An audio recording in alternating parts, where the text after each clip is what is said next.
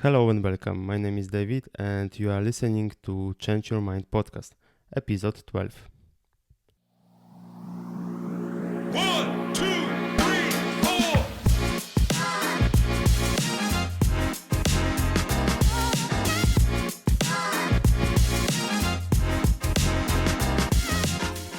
My mission is to redefine personal development, make it much more accessible for everyone, and convince as many as possible that change is possible, no matter what is your current situation. The podcast that you are listening to is one of the elements of this mission realization, along with the blog to which the link you can find in the description of this and every episode. In this series, I'm interviewing inspirational people and also I'm sharing my experience and thoughts, which make you think and encourage you to take an action. My today's guest is Joseph Ohonsi, Intentionality Leadership Coach. He has multiple certifications in fields of leadership training, mental health counseling, and over a decade experience with developing people. His goal is to have a global, transformational, and culturally integrated impact on leadership. We are talking about what is the crucial ingredient in terms of the personal growth, how to design personal development plan, and how to make sure that it executed in the right direction. Also, how to identify what we need to develop or what we need to learn, and how to take care of the mental health. If you found this episode interesting, please share it with your friends and post your thoughts in the comments. And right now, let's move on to the conversation. Three, two, one.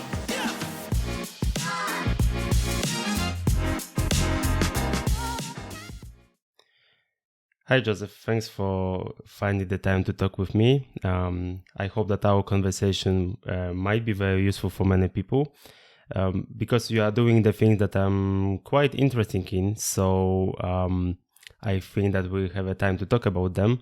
But first of all, I would like to ask you for the introduction because this is the integral part of my podcast. So if you can set who you are and what you are doing on a daily basis. Yeah, my name is Joseph Ohonsi. I teach intentionality, and I'll explain what that means. There are a lot of things in terms of either business or leadership, or even in terms of entrepreneurship, where you have things like, we'll try it out, maybe it will work, and let's see how it goes. Perhaps this will be the one that finally clicks. And what I tend to frown upon is things like that because if you leave things up to chance, nothing gets done.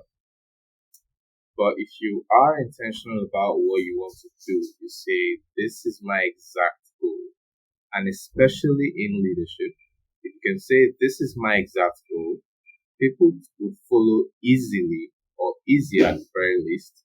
Someone who has a definite set in motion specific target to reach rather than someone who is going, we'll try a few different things. We'll, cast our nets wide and see what sticks. And maybe this will be the one that finally gets us the results that we're looking for. And that just leaves a whole lot of things up to potential messes and unnecessary failures. So that's essentially what I do. So, what is your background actually? Because you have your own consulting business, right? Yeah.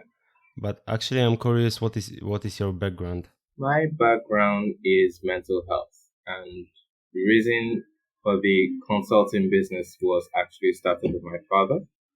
So he started teaching, coaching, and essentially nutrition. So living healthy, eating the right diets, and exercises. So I got into coaching for mental health therapy.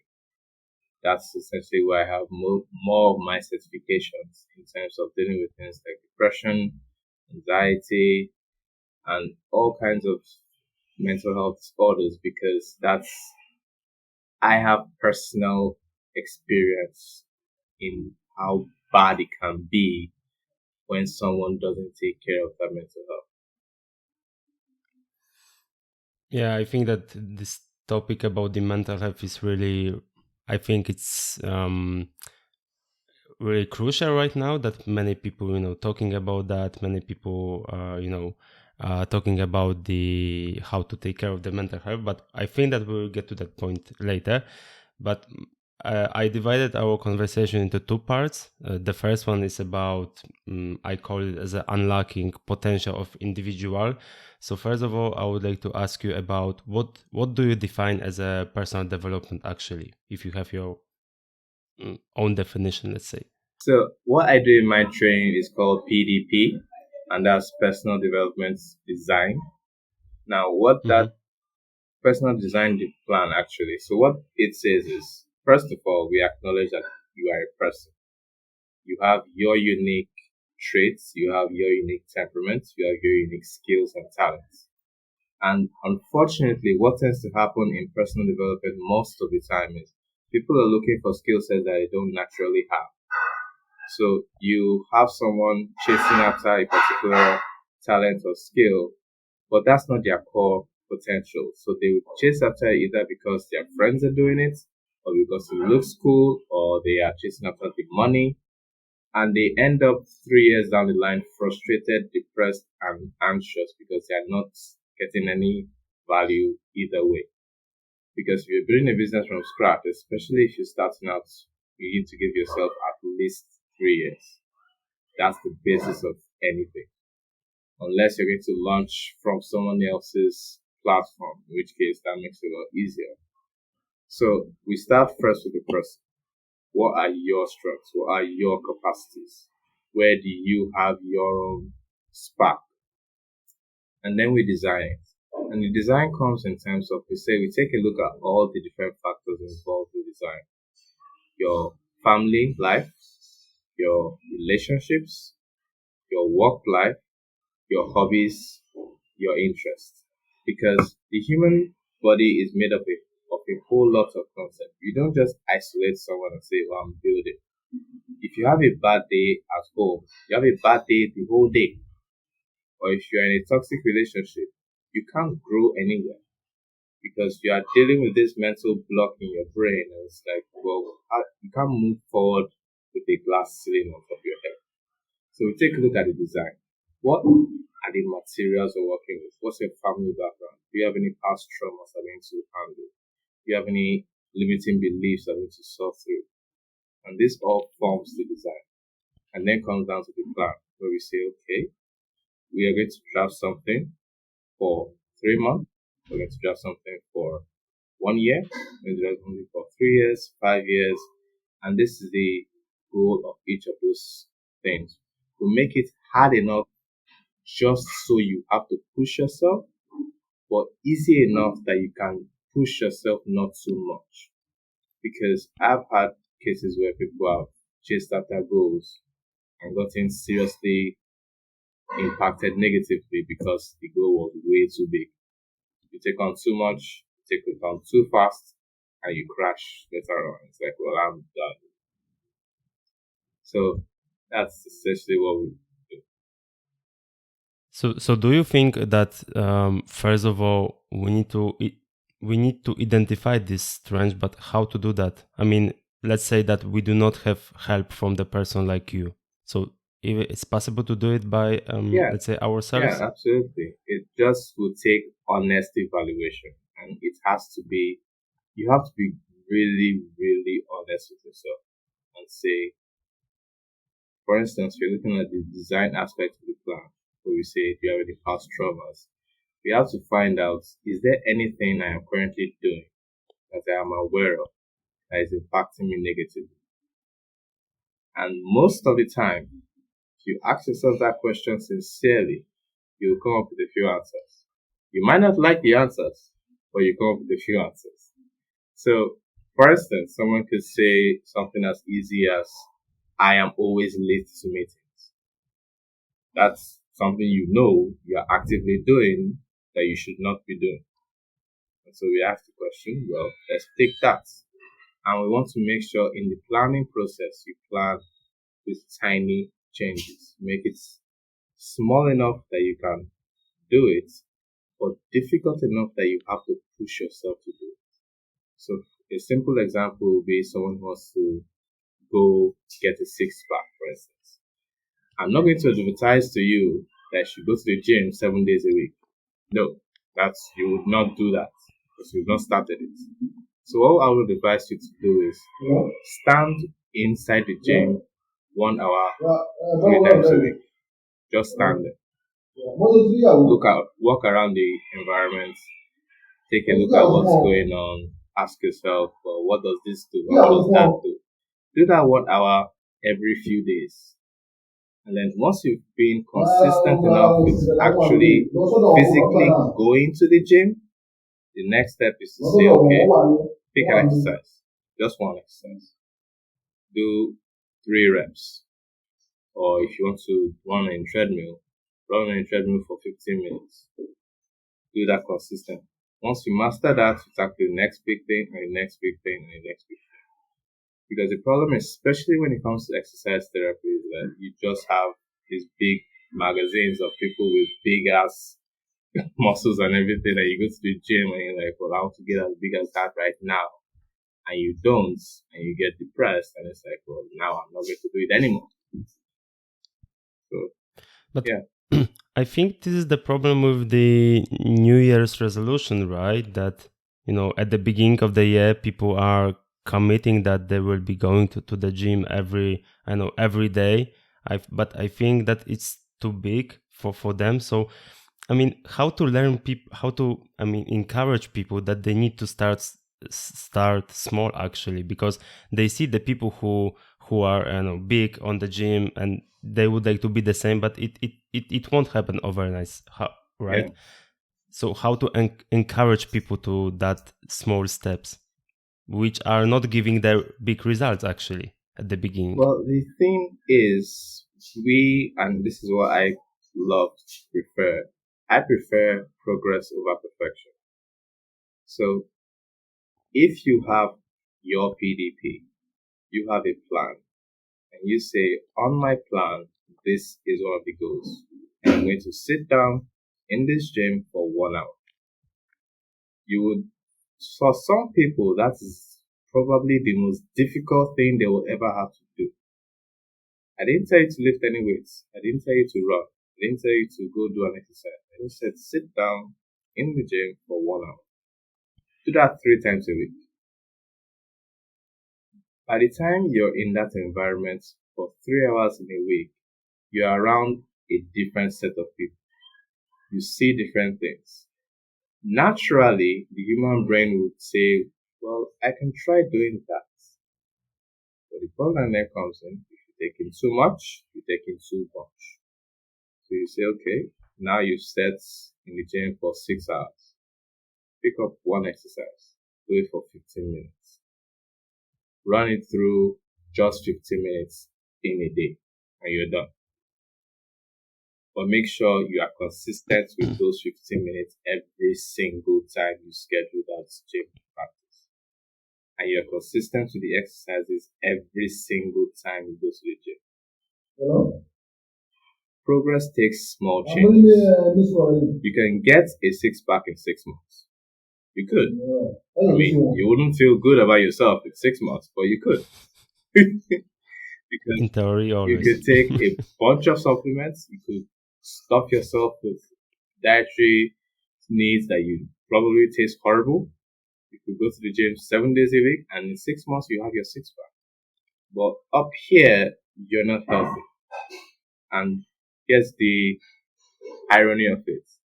All to take is just one ice cream. Just one. And you're back to ground zero. Because you've not taken the time to really develop the habits. You've gone from 0 to 60 in 3.5 seconds. And definitely, if you go that fast, you'll crash that fast back way down. So it's difficult, but it's doable. You just have to be, one, honest about it, what you want to do, and consistent about it. I think this is also the problem with the, maybe not the statement, but with the environment that we have around us, that the results are expected in a short period of time. So I know we would like to have a lot of money in 1 month, 1 year, or something like that. And also there is some kind of society pressure that something should be achieved really fast. And also if for example I have this example that if the page is not loading in 1 second, we just turn off the browser, right? Because it's not instantly loading. But I'm curious about, how to work on that habits on your perspective, because one of the things is to stick to that plan. Okay, I could have a plan. Okay, I can post it somewhere on my wall or something like that, but actually how to work on that habits, how to overcome, I know, bad days, or let's call it in that way. Okay, so here's a simple trick, and I call it a simple because it is simple to think about, but it's actually difficult in itself. You have someone you are held accountable to. Now, this is something that a lot of people are uncomfortable doing because it exposes certain vulnerabilities that they may not be ready to expose yet. So Mm-hmm. you have someone you say, hey, I am from this point on going to stop eating chips.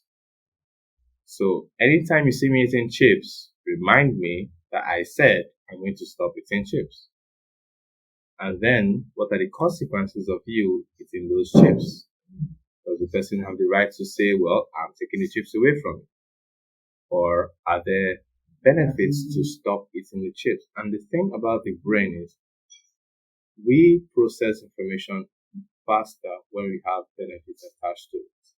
So let's say you tell yourself, I am going to go 3 days, no chips.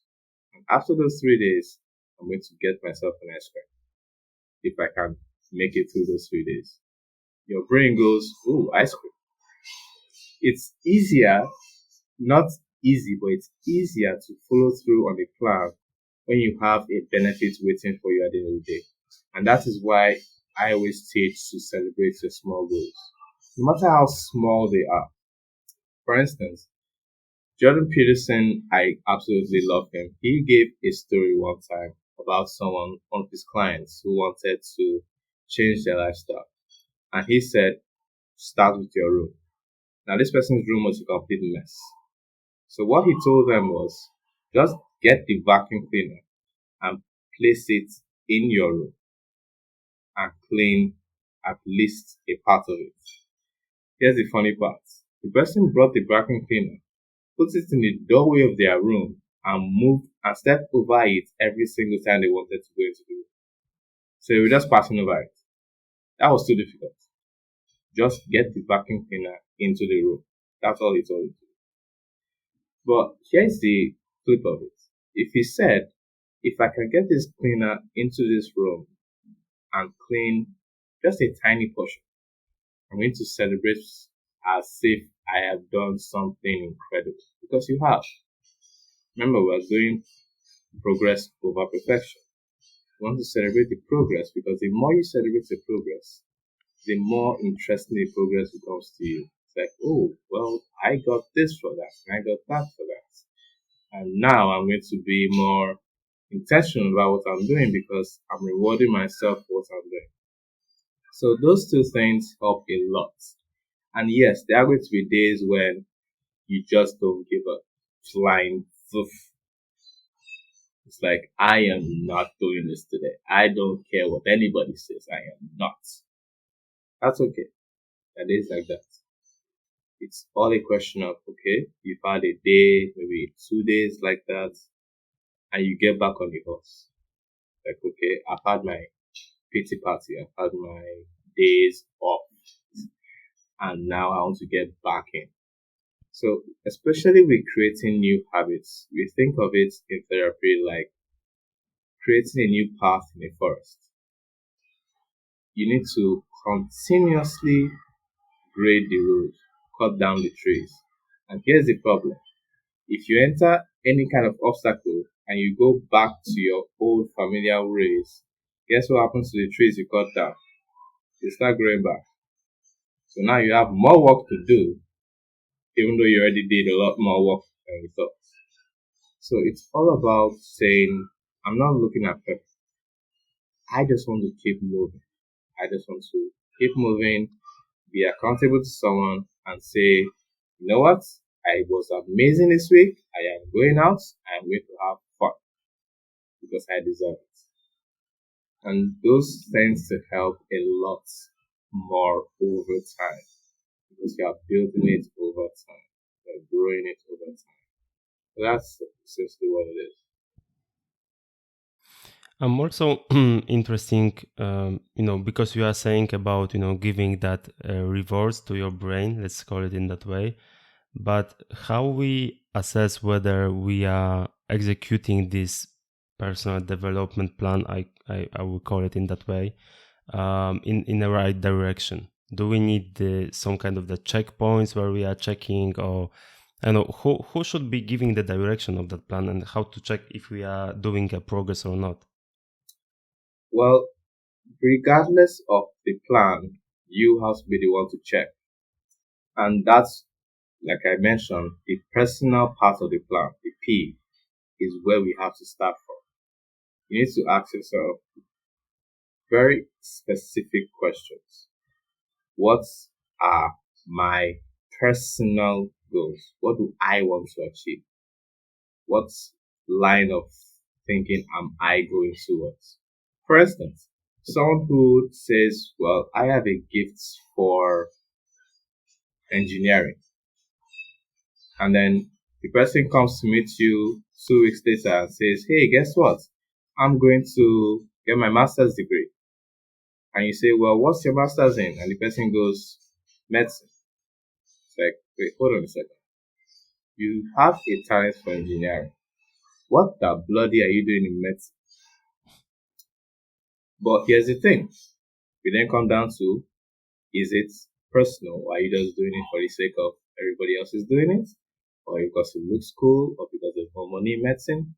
When you have to deal with the college debts, but that's that's a different story entirely. Um, so in terms of keeping checks and balances, you have to be the one to say, this is my plan. This is specifically why I chose this plan. Because no matter what a coach is going to say to you or help you do, if you don't buy into the plan, you're not going to do it. You throw any amount of rewards at you, you would not do it because you haven't bought into it first. You have to buy in to say, I chose to do this for this specific reason. I chose it. And because I chose it, I have to be the one to say, well, how well am I doing? Which brings in the plan. Because you have your 3 months, you have your 4, you have your years, you have your 5 years. If you, okay, let me give you an example of a goal. I want to possibly lose 5 pounds within the next 4 months if I am consistent enough. You hear? You hear that goal? Now somebody writes that as a goal. Versus on July 5th, 2023, I will weigh X amount of pounds. See the difference? Now you've given yourself a specific goal. A child could come and meet you on that specific July and go, well, you don't weigh these pounds. What happened? Because now you're specific. The problem with goal setting, especially in planning, is you make it very vague. You say, well, I'll try it out and maybe it will work. And that's the intentionality part of my own training, is saying you need to know exactly what you want to do. Because if you can't track exactly what it is, you can't track progress. And if you can't track progress, you're just wasting time. And if you're wasting time, you're getting depressed. Because the core of what you're working towards is lost. It's not there anymore. So that's it. Yeah, about this, tracking the goal. It reminds me that tracking and checking the progress. It reminds me about, I mean, the mental health, which is kind of the important part of that. Because if we don't see the progress, we become at some point, I know, disappointed and sometimes depressed because nothing is changing.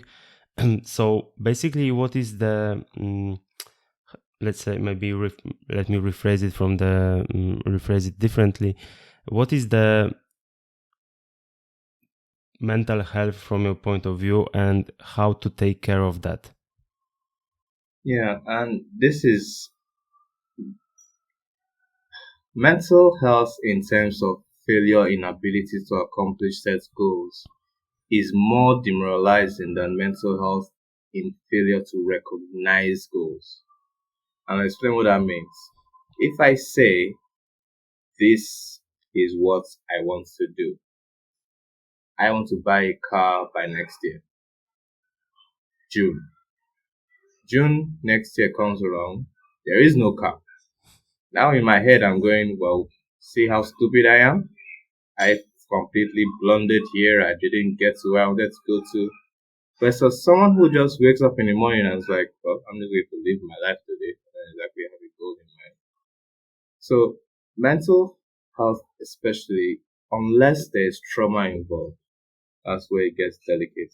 Unless there's trauma involved, someone could take it a day at a time and say, well, what do I want to accomplish today?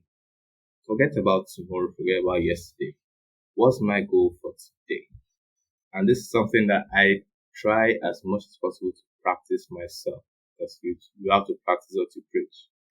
So I try to ask myself, for every, like, it has gotten to the point I now have to kind of tell myself, well, okay, forget those plans for a second. Because now I'm tracking my hours. Every hour I have, I'm going, how am I making this hour effective? What exactly am I doing this particular hour? And I've gotten to the point where it's like, wait, can't I just sleep? What's wrong with that? So it's very funny for me because it's now a habit. It's ingrained in my brain where I have to make sure that every day I wake up, I know what exactly do I hope to get done today. If I can't do it, that's fine. I try. Because remember, we're taking progress. So we're saying each day is enough for that day. And the beautiful thing about the human brain is that it has enough energy to process in days, single days. Here's where anxiety comes into play. You are thinking about tomorrow.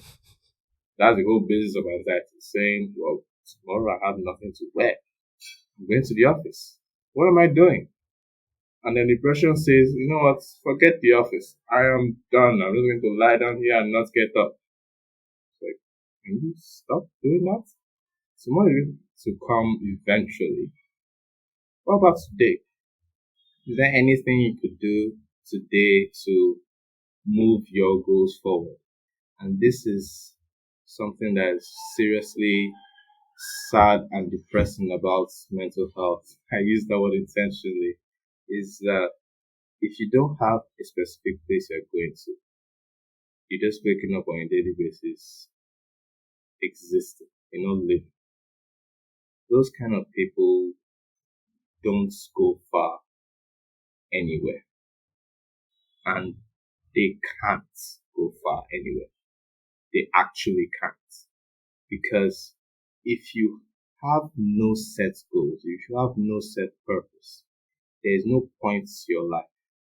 And if there's no point to your life, those are the people who start thinking down the road of suicide. That's it. Because in the back of their brain, they're going, I have nothing I am doing. I have no goals. The brain jumps to the next logical conclusion. There is no point to my life. The next logical conclusion is that why am I even here? Once your brain goes, why am I even here? You are down the suicide road. And that is why it's so important to have a personal plan for growing, because it keeps your head occupied. It keeps you from thinking, well, you're not really doing anything, because you are doing something. Every day you get up, you have a serious thing to accomplish. Every time you get it done, you congratulate yourself. You're building your confidence, you're building your self-esteem, you're making waves. So that's where the advantage of having your personal development plan comes in, because it keeps you from saying the words, there is no point to my life.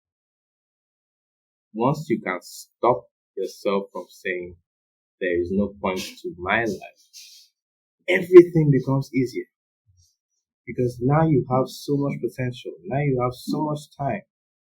And then you could grow up to be 80 and you're still kicking ass.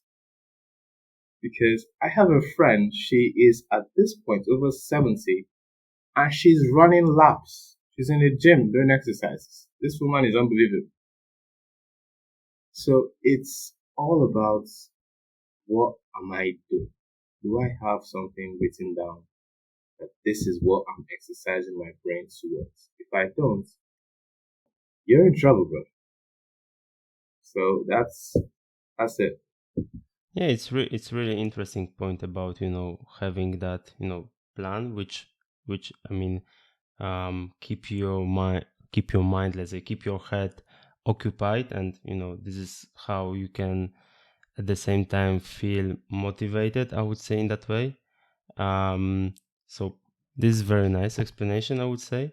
And the other thing that I'm really interesting about is this is what I read on your LinkedIn, that you are working in a intentional leadership area, and I found the description of that in the internet, and I can read it as loud right now.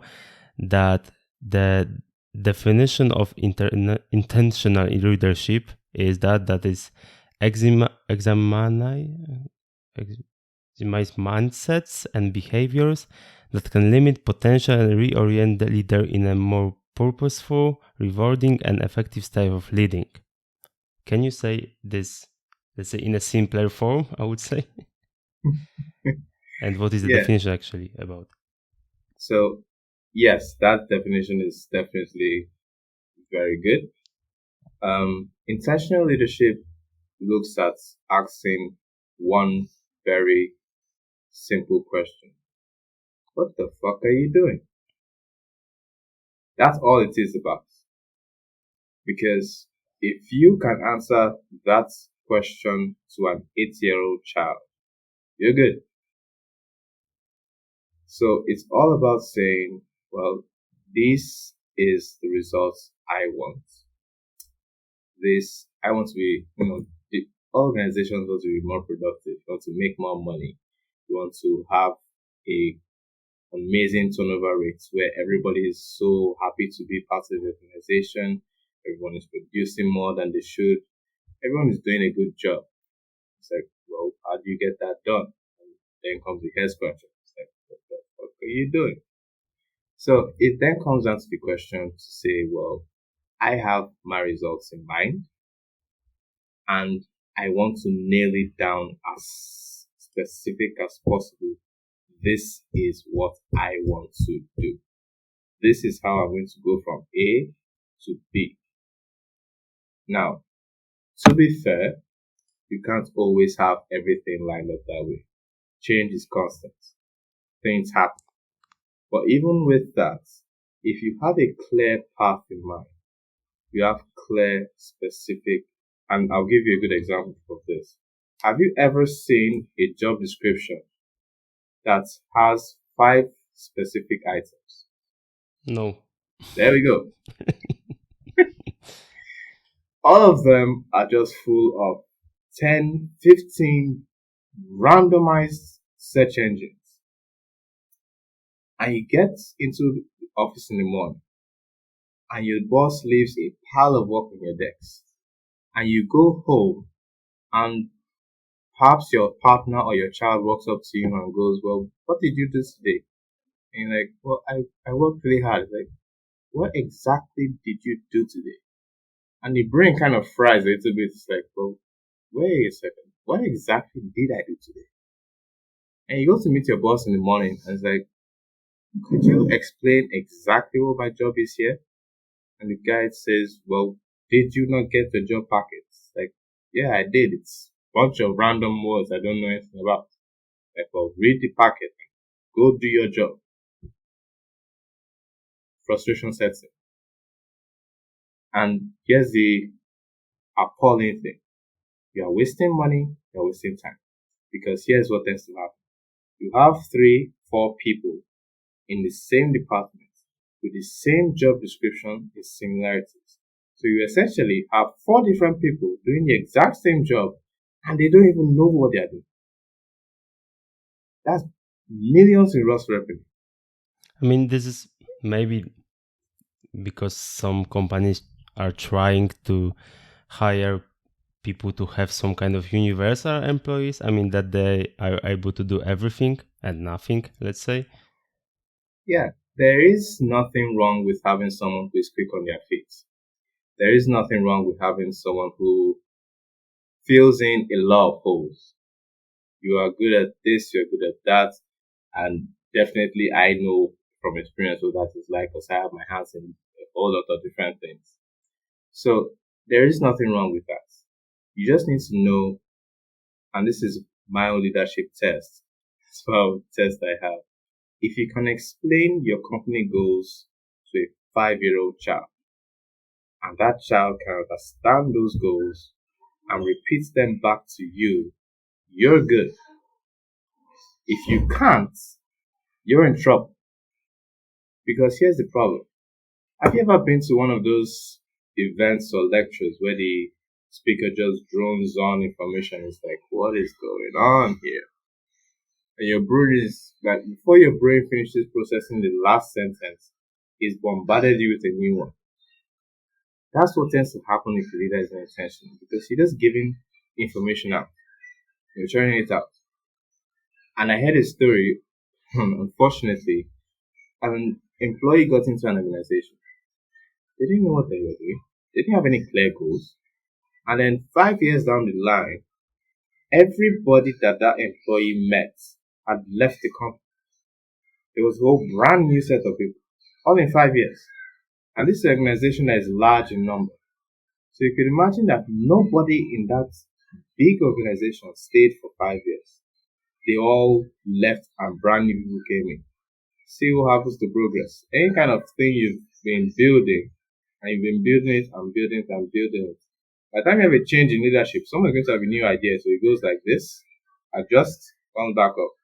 So essentially, what you've done to your organization is this.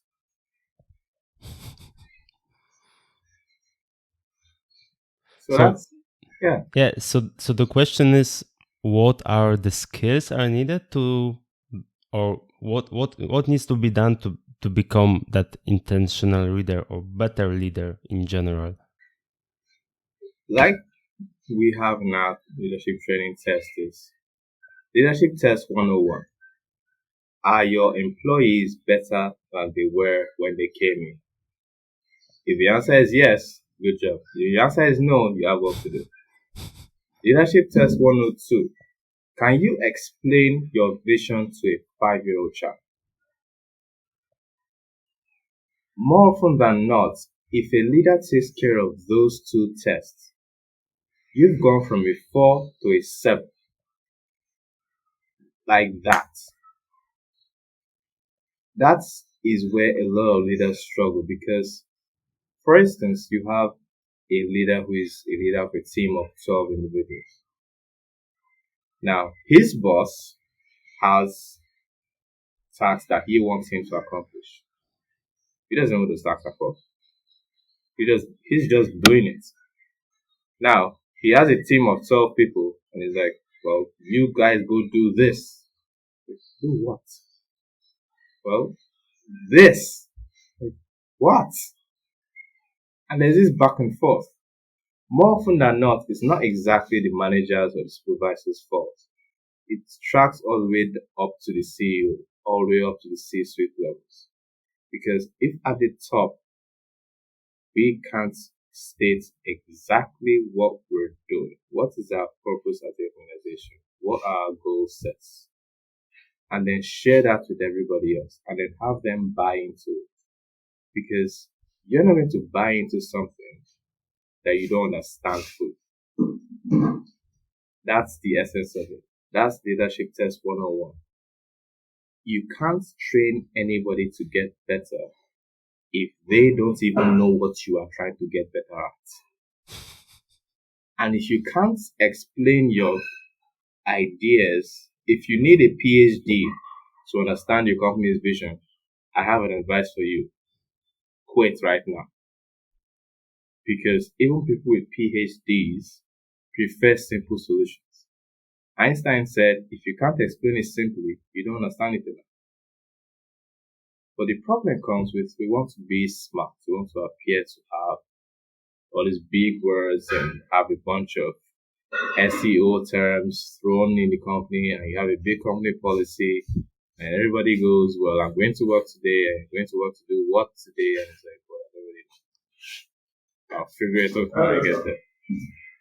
So, if for a leader who wants to be more intentional, say, first and foremost, can you explain your goals simply? Can you? If you can, good. Second question, are you training your team to be better than they were when they first came in? If you are, good. You're 7th level. We're good to go. Yeah, but maybe, the other question, maybe slash problem is about, actually for the leaders, how they should lead people and organization. Because one of the things that you said is about, developing the people, but what is your view about, leading people and organization? Can we say something about that? I would say, yeah. Okay, when it comes to leading, this is where I'm going to be as nice as possible about this. If, as a leader, you are not growing, resign. Because you can't teach what you're not doing. So if you in particular don't have your own plan of personal growth, you don't have things that you're doing, you can't coach anybody. But if you do, and you then want to coach, question to ask is this. And this is where sometimes we get it mixed up. You have a company who wants to train their team members or train their employees.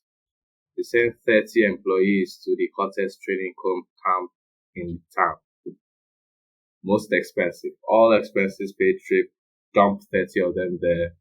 They spend a couple weeks and then they all come back and nothing has changed. Guess why? You've just randomized a bunch of things. The first question is, who are you sending? What are their strengths? For instance, it doesn't make any logical sense to send somebody in accounting to a training on sales. Like, no. Yes, they both deal with money, fair enough. But it's completely different aspects of money. If you want to do sales, you have a different mentality. If you want to do accounting, you have a different mentality. Accountants can stay in one office for 5 hours, 7 days a week, and it's okay. How that happens, I don't know. But someone who is in sales is more relational. He's dealing with people. So he's on the move, he's moving around, he's making connections, he's making new contacts. He needs to learn people skills, not numbers and functions. An accountant doesn't need to talk to anybody for 365 days in a year because his job is, what are the numbers? Let's make sure the sheet's balanced. Don't ask me any question about accounting because I am horrible at it. So it's just that level of you are dealing with people, individual people with individual strengths, individual job descriptions, and individual desires to grow. They all have their own lines to cross. So you want to make sure you're sending the right people to the right trainings, or giving the right people the right coaching materials. It could be as simple as giving one of your marketing teams an ebook on marketing. It could be as simple as giving them a ticket to a lecture on marketing because that's their field of study. That's what they're trained in. That's the direction they're going in. Like, okay, now we're specific, now we're personal about it. Let's then develop a plan. The problem comes when you try to randomize the whole thing. It's like, well, we're paying millions of dollars to a coach to train all our staff within the next 2 weeks, and your staff numbers 300. Guess what? You just pay somebody's vacation to any choice they have. Your company doesn't go anywhere. Well, I mean, for mathematical purposes, there's a high probability that a few of them will learn something from that training and put it into practice. Whether or not they put it into practice in your organization or take that thing outside is anyone's guess. So it's a lot of making things as personal, as specific, as intentional as possible. And I'm curious also about the myths that we have about the leadership. Do you know any of them? Oh, I know a lot. I think one of my favorite ones is leaders should be respected on the basis of position. So it should be at the top, right, of the Yeah, hierarchy. I am the one in charge here, so you have to respect me. You have no choice. Like, yes, I do. I can leave right now. And one of the other myths that I also love hearing is the leader has to be the one to come up with all the solutions. So if you try to do that, you will just burn yourself out. So a few of those myths have some elements of truth in them. For instance, there is a myth about leadership that leadership is extremely stressful, and it is because you are dealing with human beings are interesting. I could tell someone right now that there are 50 million stars in the sky. He would nod his head in agreement. I tell that same person that the bench in the park was recently painted. They will touch it first to make sure. That's human being. So you're dealing with a whole bunch of people from different backgrounds. You're trying to make sure they all come together into a team. And another myth about leadership that I personally don't like is the discipline aspect of it. Some leaders avoid it completely. It's like, well, I'm not going to fire anybody, I'm not going to query anybody, I don't want them to feel bad. But if there is no consequences for bad behavior, there will be no good behavior. Because why should I have any kind of good ethics? Why should I have a good character if I'm not going to be having consequences for bad ones? So those are some of the myths when it comes to leadership.